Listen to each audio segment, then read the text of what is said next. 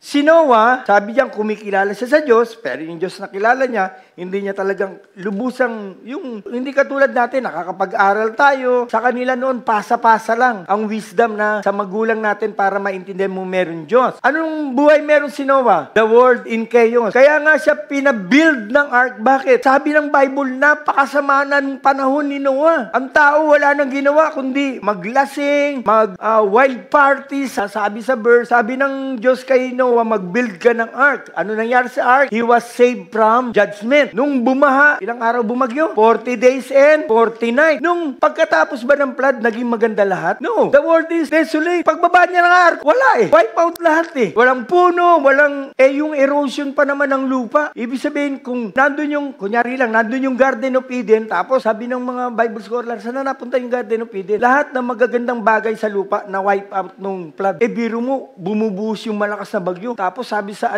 Bible, yung lupa nagbuga ng tubig. So tingnan nyo, wawasakin niya yung pressure ng water, wawasakin niyang mundo. Naging desolate. Eto mga kapatid, tingnan nyo. Nung hindi mo pa kilala si Lord, yung buhay mo in chaos. Pero salamat kay Lord, si Lord, ibinigay niya ang kanyang anak na si Jesus para maligtas tayo sa judgment. Etong tanong, pagkatapos na makilala mo si Jesus, ano ang kasunod? Nung na-born again ka ba? Lahat ba ng pangit sa paligid mo gumanda? Hindi. Ikaw, umayos. Pero yung paligid mo, is the same pattern. So, nung gagawin mo ngayon dyan, na-save tayo, nilinis ni Lord yung heart natin, nakilala natin siya, nakakapag-church tayo, nagiging maganda ang pananaw natin sa buhay. Ako din, nung hindi ko pa nakikilala si Lord, parang ganun din yung takbo ng isip ko eh. Parang hindi na yata gaganda buhay ko ah. So, takot akong mamatay, pero yung ginagawa ko sa buhay, parang gusto ko rin mag-suicide. So, ganito yung buhay natin. Pero, after nung ka na ma-born again, hindi naman nagbago lahat ng paligid mo, ikaw nagbago.